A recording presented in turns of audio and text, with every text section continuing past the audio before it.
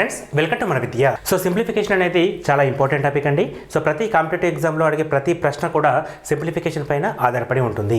So arithmetics రీజనింగ్లో ఏ question attempt చేయాలన్నా కూడా simplification అనేది మనకు చాలా హెల్ప్ అవుతుంది.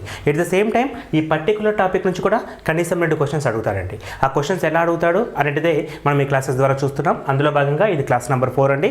సో ప్రతి ఎగ్జాంపుల్ కూడా ఇంపార్టెంట్ అండి, అన్నీ కూడా కంప్లీట్గా వాచ్ చేయండి. మరి ఈ రోజు క్లాస్లో మొదటి ప్రశ్న, m/n = 4/3 మరియు r/t = 9/14 అయితే 3mr - nt / 3nt - 7mr విలువ ఎంత? సో ఫ్రెండ్స్, ఈ క్వశ్చన్స్ మనకి ఏంటంటే కొద్దిగా కన్ఫ్యూజన్ స్టార్ట్ చేస్తాయండి, బట్ పెద్దగా టఫ్ అనేటివి కాదు. మీరు గమనిస్తే ఇక్కడ m/n ఇచ్చాడు, ఇక్కడ r/t ఇచ్చాడు. మరి మనకేమో 3mr - nt 4nt - 7mr విలువ అడుగుతున్నాడు. అయితే అక్కడ ఇక్కడ మ్యాచ్ అయ్యే వాల్యూస్ ఏంటో మనం ఐడెంటిఫై చేయాలి. సో ఒకసారి మీరు గమనిస్తే ఇక్కడ mr and mr, nt and nt అనేది క్లియర్గా కనబడుతుందండి. అయితే మనకి ఇక్కడ mr nt వచ్చే అవకాశం ఉంది కదా. అంటే ఇక్కడ ఇచ్చిన ఈ రెండింటిని మనం డైరెక్ట్గా మల్టిప్లికేషన్ చేసినట్లయితే లైక్ m/n × r/t కనుక చేస్తే వాల్యూ ఏమవుతుందండి? 4/3 × 9/14. సో ఇక్కడ క్యాన్సిలేషన్ 3 1s 3 3s 4 అంటే 2s 2 2s 4 2 7s. సో మనకి 6/7 వచ్చింది. దేని విలువ? mr/nt అంతే కదండి, mr/nt వాల్యూ వచ్చింది. మరి ఇక్కడ ఈక్వేషన్లో mr/nt లేదు, mr - nt అని ఉంది. అక్కడ మనం nt కానీ లేదా mr కానీ కామన్ తీసుకునే అవకాశం ఉంటుంది. ఫర్ ఎగ్జాంపుల్ ఇప్పుడు మనకి ఇచ్చిన దీని వాల్యూ నుండి, సో మనకి ఇచ్చింది ఏంటండి? 3mr - nt / 4nt - 7mr అని ఇచ్చాడు. సో ఇక్కడ మనం nt కనుక కామన్ తీసామనుకోండి, సో మనకు వచ్చేది 3mr/nt - 1 కింద కూడా nt కనుక కామన్ తీస్తే 4 - 7mr/nt. సో ఇది మనకి ఇక్కడ ఉందండి. కాబట్టి nt గెట్ క్యాన్సిల్ కూడా అవుతుంది. సో ఇక్కడ మనకి 3 × 6/7 - 1 4 - 7 × 6/7. So 7 7 get cancel. ఇక్కడ ఏమైనా క్యాన్సల్ అవుతుందా? లేదు. అక్కడ మనకి మిగిలింది ఎంత అండి? 3 × 6 18/7 - 1 7 7 గెట్ క్యాన్సల్ అంటే 4 - 6 అంటే -2 వచ్చింది. మరి దీని పైన ఎల్సిఎం ఎంత అండి? 7 వస్తుంది. 18 - 7 ఇంటూ ఈ 2/1 పైకి వెళ్తే 1/2 అవుతుంది. -1/2గా రాసుకోవచ్చు. ఇప్పుడు 18 - 7 11 అండ్ -1 అంటే -11/14. చూడండి, -11/14 -11/14 అంటే ఆప్షన్ బి అనేది మనకి రైట్ ఆన్సర్. సో ఒక క్వశ్చన్లో మనకి ఖచ్చితంగా డైరెక్ట్గా ఈ వాల్యూ ఎంత అని అడగకపోవచ్చు. ఈ విధంగా మల్టిప్లికేషన్ అంటే మనకి కావాల్సినది రాబట్టడం కోసం ఒకటి కామన్ తీయడమా, ఒకటి సబ్స్ట్రాక్ట్ చేయడమా అనే స్టెప్స్ కూడా అవసరం వస్తాయి. ఇటువంటి క్వశ్చన్స్ ఎక్కువ మనం ఎగ్జామ్లో కూడా ఫేస్ చేస్తూ ఉంటాం. కాబట్టి జాగ్రత్తగా గమనించండి. చాలా ఇంపార్టెంట్ మోడల్స్ ఇవన్నీ కూడా, ఆ విషయాన్ని అర్థం చేసుకోండి. నెక్స్ట్ క్వశ్చన్ అండి, లైక్ ఇటువంటి చూడండి చక్రీయ అనుపాతం క్వశ్చన్స్. ఇక్కడ మనకి if x/2x + y + z = y/2x + 2y + z and z/x + y 2z = a, then find the value of a if x + y + z is not equal to 0. So ఇది condition అండి. x + y + z = 0 condition. మనకి కావాల్సింది a = ఎంత value find out చేయాలి. మనకి ఇచ్చినది ఏంటంటే first one, second one, third one which is equal to a అని ఇచ్చాడు. మరి ఇటువంటివి కన్ఫ్యూజన్ ఏం అవసరం లేదండి, డైరెక్ట్గా సింప్లిఫై చేయండి సరిపోతుంది. అయితే ఒక విషయం గుర్తుంచుకోండి, ఇక్కడ x కింద 2x ఉంది, మిగతావి yz ఉంది. y కింద 2y ఉంది, మిగతాది xz ఉంది. z కింద 2z ఉంది, మిగతావి xy ఉంది. అంటే ఏ టర్మ్ కింద అది 2 టైమ్స్ రిపీట్ అవుతుంది. అండ్ ఆర్డర్ అనేది కామన్గా ఉంది, అంటే x y z ఈ ఆర్డర్ అనేది రొటేషన్లో ఉంది. సో దీన్ని మనం చక్రీయ అనుపాతానికి సంబంధించిన ప్రశ్నలు అని చెప్పంటాం. అంటే మొదటి దానికి ఏ రూల్ వర్తిస్తుందో మిగతావి కూడా సేమ్ రూల్స్ ఉంటాయి. అంటే ఫర్ ఎగ్జాంపుల్ ఇక్కడ నేను ఫస్ట్ వన్ తీసుకుంటున్నానండి, x/2x + y + z = a అని ఇచ్చాడు. దీని నుంచి మనం ఏం రాయొచ్చండి? x = a × 2x + y + z అని చెప్పి రాయొచ్చు. సో సిమిలర్గా y = a × x + 2y + z అని చెప్పి రాయొచ్చు. And z = a × x + y + 2z అని చెప్పి రాయొచ్చు.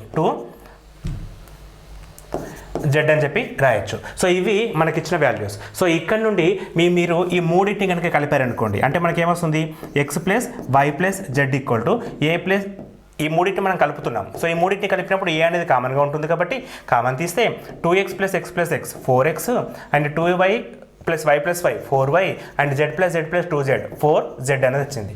అండ్ అగైన్ ఇక్కడ 4 కూడా కామన్ ఉంటుందండి. అంటే x plus y plus z equal to 4a into x plus y plus z వస్తుంది. So x plus y plus z, x plus y plus z equal to cancel 1 equal to 4a. So దీని implies a equal to 1/4. a equal to 1/4. Option B అనేది మనకి right answer. Option B is our right answer. చూడండి ఎంత సింపుల్గా అయిపోయిందో problem అనేది. So దీన్ని మనం చక్రీయ అనుపాతానికి సంబంధించిన ప్రశ్నలు అని చెప్పి అంటాం. అంటే ఆర్డర్ అనేది సేమ్ రిపీట్ అవుతుంటుంది. ఇక్కడ మనకి ఎక్స్ కింద 2x వచ్చింది, వై కింద 2y వచ్చింది, జెడ్ కింద 2z వచ్చింది. సో ఇటువంటివి మీరు గుర్తుంచుకోండి. డైరెక్ట్గా మనం ఒక్కదానికి చేస్తే అదే రూల్ని మిగతా వాటికి కూడా ఇట్లా అప్లై చేయడానికి ఛాన్స్ ఉంటుంది అన్నమాట. అది ఈ చక్రీయ అనుపాతం ద్వారా మనకు ఒక advantages. Next question, if a plus b plus c if a comma b comma c are integers, a square plus b square equal to 45 and b square plus c square equal to 40, then the values of a b and c respectively are. ఏబిసిలు పూర్ణాంకాలు అయితే a square plus b square equal to 45 మరియు b square plus c square equal to 40. అప్పుడు వరుసగా ABC విలువలు ఎంత, ABC విలువలు ఎంత. ఇక్కడ conditions are very important. So integers అని ఇచ్చాడు. సో పూర్ణాంకాలు ఇంటీజర్స్ ఎక్కడి నుంచి ఎక్కడికి ఉంటాయి అంటే -∞ నుంచి మొదలుకుంటే -1 0 1 డాట్ డాట్ డాట్ ఇన్ఫైనైట్ వరకు ఉంటాయి. ఇందులో p/q ఫామ్ రాదు, రూట్ వాల్యూస్ రావు, అంటే రేషనల్ నెంబర్స్ కానీ ఇర్రేషనల్ నెంబర్స్ కానీ ఇందులో రావు.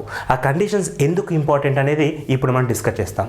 సో ఇక్కడ మనకి ఇచ్చిన వాల్యూస్ ఏంటంటే, ఒకటి a square plus b square equal to 45. అదేవిధంగా సెకండ్ ఎంతండి b square plus c square equal to 40 అని ఇచ్చాడు. మనకు అడుగుతుంది ఏ బి సి వాల్యూస్ ఎంత అని అడుగుతున్నాడు. Okay friends, first of all ఈ రెండు ఈక్వేషన్స్ నుంచి మనం డైరెక్ట్గా ఏబిసి 3 వాల్యూస్ని ఫైండ్ అవుట్ చేయాలంటే ఏం చేయాలి అనే థాట్ మనకి రావాలి. అయితే ఒక విషయాన్ని గుర్తుంచుకోండి, ఈ రెండింటిని కనుక మనం మైనస్ కనుక చేసామనుకోండి అప్పుడు ఏమవుతుందండి, a square plus b square minus b square minus c square which is equal to 45 minus 40. మరి b square get cancel, a square minus c square equal to 5. ఈ a square minus c square మనం ఏం రాయొచ్చు, a plus c into a minus c equal to 5 అని చెప్పి రాయొచ్చు. అంతే కదా, a plus c into a minus c, a square minus c square equal to formula మనం అప్లై చేసినాం. మరి 5 వచ్చేటట్టుగా ఏబిసిలు పూర్ణాంకాలు అంటే ఇంటిజర్స్ అయ్యేటట్టుగా యాక్చువల్గా 5కి ఫ్యాక్టర్స్ ఏంటండి, 1, 5. ఎందుకు, 5 is a prime number. So prime నెంబర్కి ఫ్యాక్టర్స్ ఏంటి, 1 అండ్ ఇట్ సెల్ఫ్ ఓన్లీ. కాబట్టి దీన్ని మనం 1 × 5 మాత్రమే రాయొచ్చు. At the same time ABCR integers అంటే p/qలో రాయడానికి ఛాన్స్ లేదు. ఫర్ ఎగ్జాంపుల్ ఇక్కడ మనకి 2/5 అండ్ 25/2 అని చెప్పి రాసామనుకోండి. ఫర్ ఎగ్జాంపుల్ ఇది ఏ ఇది సి అనుకోండి, 2 గెట్ క్యాన్సల్, ఇది 5 కూడా వస్తుంది. బట్ p/q రాయడానికి ఛాన్స్ లేదు. అది మనకి కండిషన్ ఇంటిమేట్ చేస్తుంది. Integers are only -∞ to +∞. కాబట్టి వాల్యూస్ షుడ్ బి 1, 5 తప్ప వేరే రావద్దు. మరి 1, 5లో కూడా ప్లస్ ఉండేది 5 అవుతుంది, మైనస్ ఉండేది 1 అవుతుంది. అంటే దీని నుంచి మనకి ఏం చెప్పచ్చు, a + c = 5, a - c = 1. a + c = 5, a - c = 1. మరి సింప్లిఫై చేస్తే 2a = 6, a = 3 అండ్ c ఏమవుతుందండి, 2 అవుతుంది. 2 + 3 5, 3 - 2 1. ఓకేనా. ఇప్పుడు రిమైనింగ్ ఏంటి, బి వాల్యూ కావాలి. మరి బి వాల్యూ కోసం మనం ఇక్కడ ఈక్వేషన్లో సబ్స్టిట్యూట్ చేస్తే సరిపోతుందండి. ఏ స్క్వేర్ అంటే 3 స్క్వేర్ ఎంత అండి, 9 plus b square which is equal to 45 and ఈ 9 కనుక ఎటేస్తే ఏమవుతుంది 36, b square equal to 36 and b equal ఎంత అండి 6 క్లియర్లీ. సో ఏ ఈక్వల్ ఎంత వచ్చింది 3, b equal to 6 and c equal to 2. These are the values are required. 3 6 2 3 6 2 ఎక్కడ ఉందండి, 3 2 6 ఇక్కడ లేదండి, డైరెక్ట్గా నన్ ఆఫ్ దిస్ తీసుకోవచ్చు. 3 26 అని ఉంది. Of course ABC values are not interchange, అది కూడా ఇంపార్టెంట్ అండి. ఏ ఈక్వల్ టు 3 రావాలి, సి ఈక్వల్ టు 2 రావాలి. కానీ అక్కడ బి ప్లేస్లో వచ్చింది చూడండి. ఇక్కడ మీరు గమనించండి 263లో 326లో values equal but order change. ఇక్కడ అసలు 5 వచ్చింది, ఆర్డర్ లేదు. బట్ నన్ ఆఫ్ దిస్ ఖచ్చితంగా రైట్ ఆన్సర్ అవుతుంది. ఎందుకంటే ఆర్డర్ అనేది ఎట్లా ఉండాలి, a equal to 3, b equal to 6, c equal to 2 ఉండాలి. ఎందుకంటే ఏబీసీ వాల్యూస్ అని చెప్పి అడిగాడు. మరి అక్కడ లైన్ అనేది కూడా ఇంపార్టెంటే, సీక్వెన్స్ కూడా ఇంపార్టెంటే. మనకు వచ్చిన వాల్యూస్ కనబడుతున్నవి, కాకపోతే ఆర్డర్లో లేవు. కాబట్టి ఆ క్వశ్చన్ మనం నన్ ఆఫ్ దిస్ని ఆన్సర్గా తీసుకుంటాం.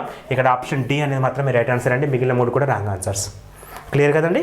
Next question, how many boxes are required for filling 15 kgs of sweet in each box is filled with 250 grams of sweet.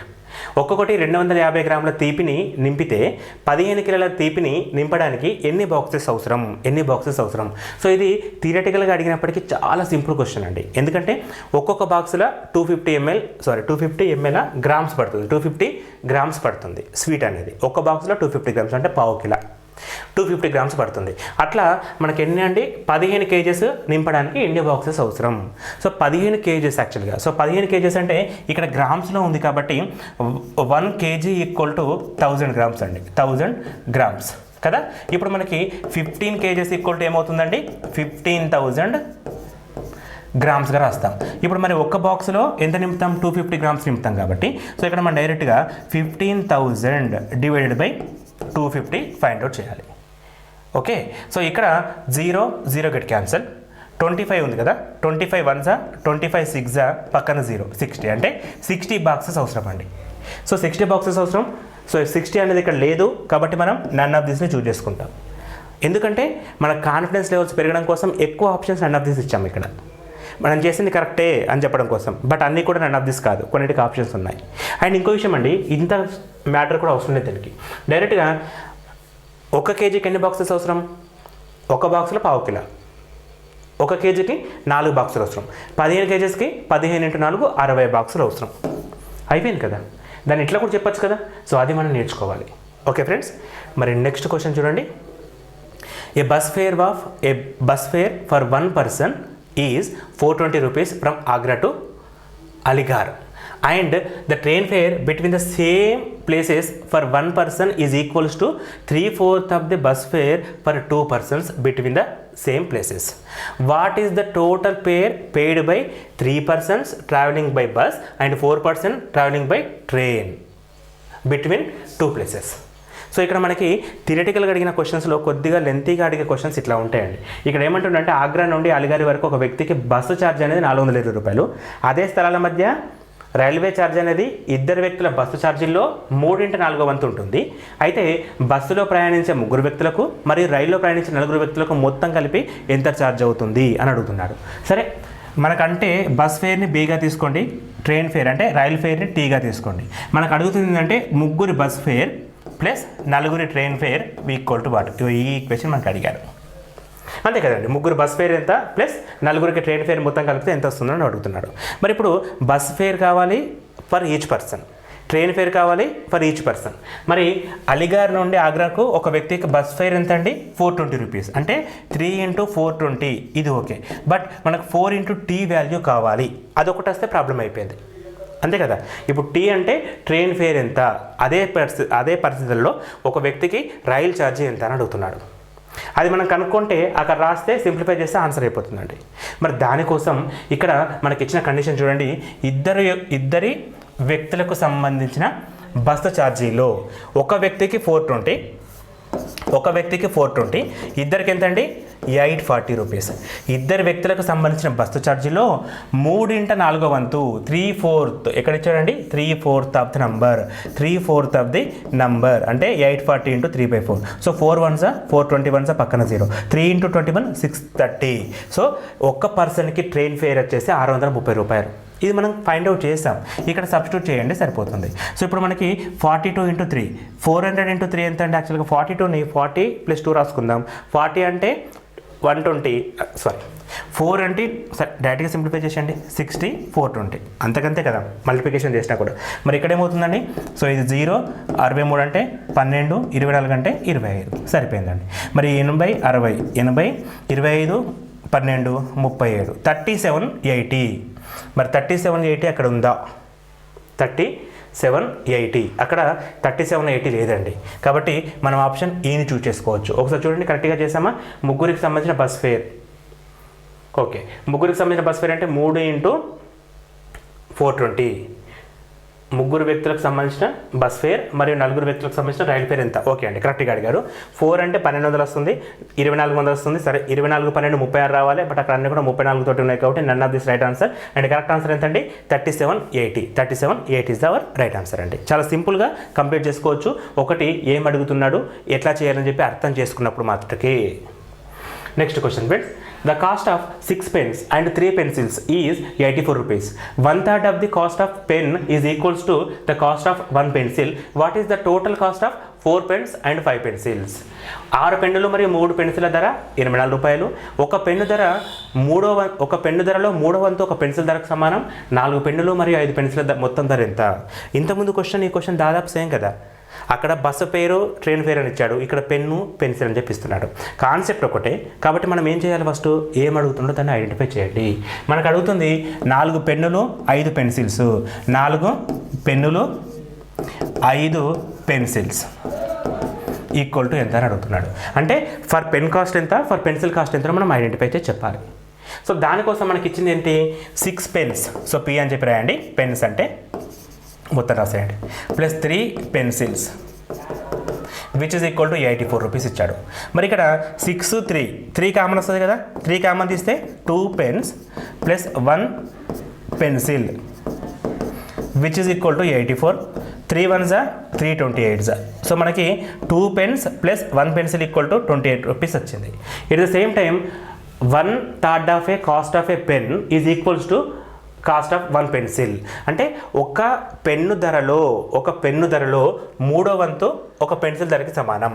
అంటే 3 పెన్సిల్స్ ఈక్వల్స్ టు 1 పెన్ అండి. 1 పెన్ ఈక్వల్ టు 3 పెన్సిల్స్. 3 పెన్సిల్కి ఎంత cost ఉంటుందో ఒక పెన్నుకు అంతే cost ఉంటుందంట. మరి ఇక్కడ pencils ప్లేస్లో కానీ లేకపోతే పెన్స్ ప్లేస్లో కానీ ఇది మనం సబ్స్టిట్యూట్ చేస్తే, సో పెన్సిల్స్ మనం అలాగే ఉంచండి. సో 2 పెన్స్ అని చెప్పిండు. సో ఇక్కడ 2 అని చెప్పి రాసినప్పుడు మనకి ఏమవుతుందండి? 2 పెన్స్ ఈక్వల్ టు ఏమవుతుంది?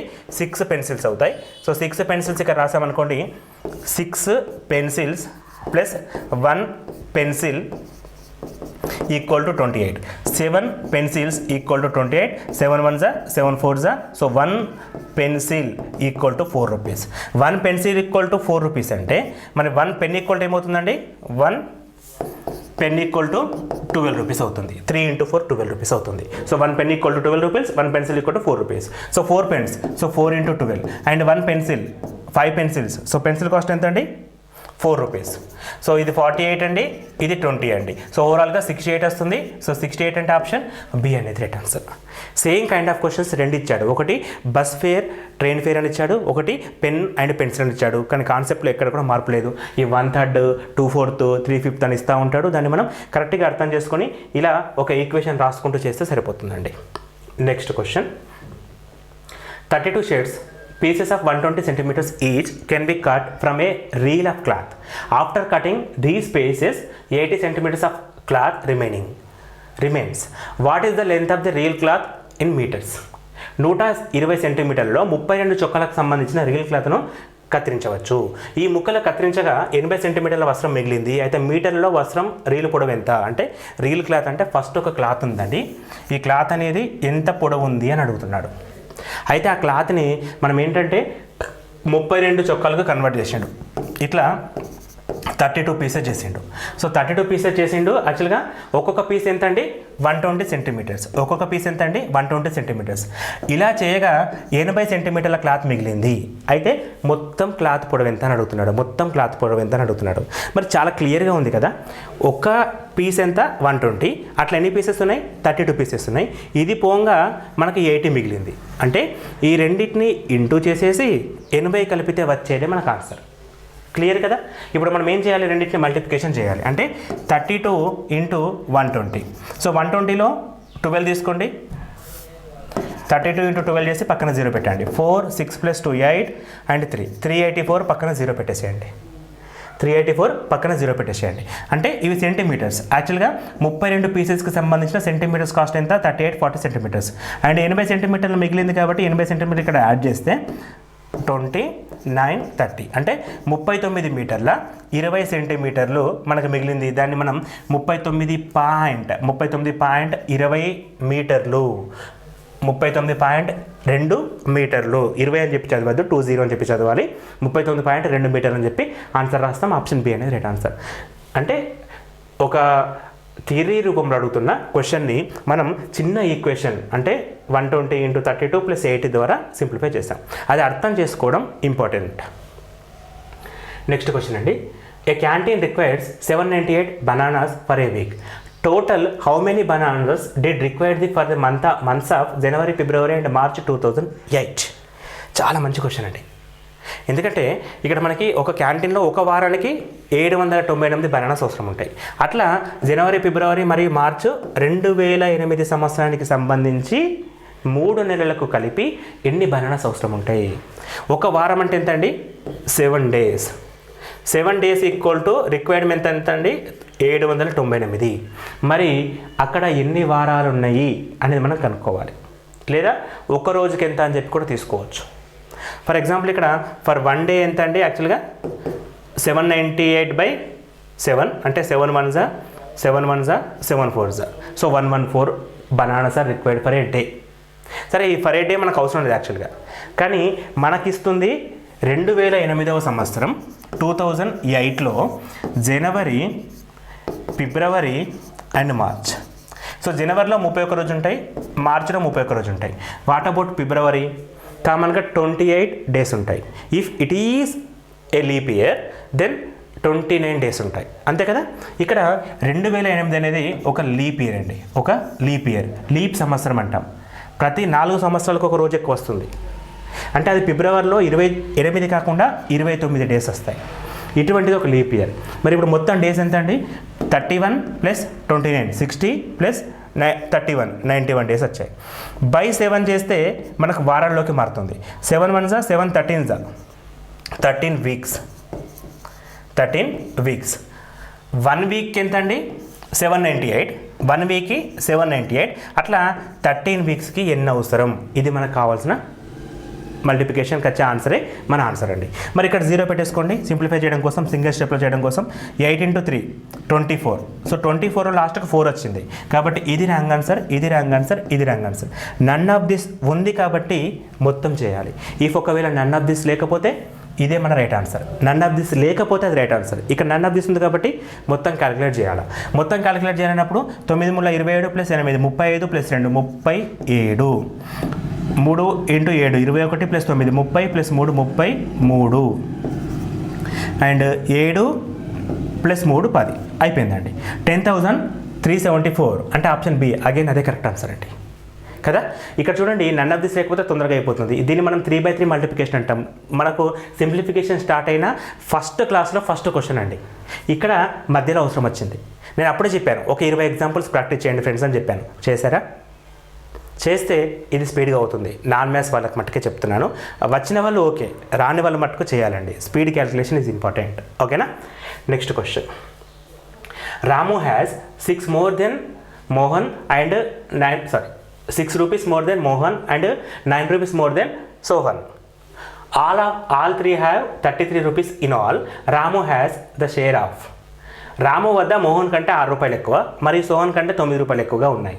ముగ్గురి వద్ద మొత్తం 33 రూపాయలు ఉన్నాయి. అందులో రాము వాటా ఎంత? ఓకే అండి. సో ముగ్గురి వద్ద అంటే రాము ప్లస్ ఇంకొకరు ఎవరండి? మోహన్ ప్లస్ సోహన్. ముగ్గురి వద్ద కలిపి 33 రూపాయలు ఉన్నాయి. మరి రాము వద్ద మోహన్ కంటే 6 రూపాయలు ఎక్కువ ఉన్నాయి కాబట్టి రాము వద్ద యాక్చువల్గా X రూపీస్ ఉన్నాయి అనుకోండి. అప్పుడు మోహన్ వద్ద ఎన్ని ఉంటాయండి? రాము వద్ద మోహన్ కంటే 6 రూపాయలు ఎక్కువ ఉన్నాయి. ఓకే, అంటే మోహన్ కాస్ట్ ఏమవుతుంది? X - 6 అనేది వస్తుందండి, అంతే కదా. రాము వద్ద మోహన్ కంటే 6 రూపాయలు ఎక్కువ. ఎవరి దగ్గర ఎక్కువ ఉన్నాయి? మోహన్ కంటే రాము దగ్గర ఎక్కువ ఉన్నాయి. రాము కాస్ట్ కనుక 6 అయితే ఇది X - 6 అవుతుంది. అండ్ సోహన్ కాస్ట్ ఏమవుతుందండి? 9 రూపాయలు ఎక్కువ. సోహన్ కంటే 9 రూపాయలు ఎక్కువ ఉన్నాయి అంటే X - 9 అండి. సోహన్ దగ్గర ఉంది X - 9. ఈ మూడింటిని కలపండి. X + X - 6 + X - 9 which is equal to 33 rupees. X + X + X 3X - 15 which is equal to 33 rupees. And 3x equal to 33 plus 15 48 rupees and x equal to 16 rupees. అంటే రాము దగ్గర ఉన్న వాటి ఎంత అంటే 16 రూపాయలు. మరి ఇక్కడ 16 రూపాయల్లో 7, 10, 13, 6 ఇవేవి కాదు. సో ఆన్సర్ ఎంత అండి? నన్ ఆఫ్ దిస్ 16 రూపాయలు రైట్ ఆన్సర్ అంటే. ఓకేనా ఫ్రెండ్స్, క్వశ్చన్స్ అర్థమవుతున్నాయి కదా, సింపుల్గానే ఉంటాయి బట్ ఏంటంటే ఫాస్ట్గా చేయడం ఇంపార్టెంట్. అండ్ నెక్స్ట్ క్వశ్చన్స్ ఉన్నాయి చూద్దామండి. ఇంకా the sum of the weights of A and B is 80 kgs. Half of the weight of A is equals to 5/6 times of the weight of B. Find the weight of B అని చెప్పిస్తున్నాడు. A మరియు B బరువుల మొత్తం 80 కిలోలు. A బరువులో సగం B యొక్క బరువు 5/6 రెట్లకి సమానంగా ఉంటుంది. B బరువు కనుక్కోండి. ఓకే అండి, ఇక్కడ Bకి సంబంధించిన వెయిట్ ఎంత అని అడుగుతున్నాడు. మరి మనకి ఇచ్చింది A, Bల మొత్తం బరువు A plus B equal to 80 kgs అని ఇచ్చాడు. 80 kgs అని ఇచ్చాడు. అందులో A బరువులో సగం B బరువులో 5/6 రెట్లు ఉంటుంది. 5/6 రెట్లు ఉంటుంది. అయితే B బరువు ఎంత చూడండి. మనకి ఇచ్చింది ఒక్కొక్క దాన్ని ఒక్కొక్క ఈక్వేషన్ రూపంలో రాస్తే A plus B equal to 80, A/2 equal to B into 5/6, then B value how much. మరి ఇక్కడ సింప్లిఫై చేయండి. డైరెక్ట్గా ఇక్కడ మనకి B ఉంది. B కావాలంటే A in terms of B రాద్దామంటే 2 1s 2 3s. So A equal to 5B/3 రాసుకోవచ్చు. A ఈక్వల్ టు 5B/3 రాసుకోవచ్చు. ఇక్కడ సబ్స్టిట్యూట్ చేయండి. అంటే ఈ A ప్లేస్లో 5B/3 plus B which is equal to 80. LCM ఎంత అండి? 3. 5B plus 3B which is equal to 80 and 8B which is equal to 80 into 3. 8 1s 8 10s 10 into 3 30 kgs అంటే option B. B weight option B 30 kgs. ఓకేనండి, clear కదా.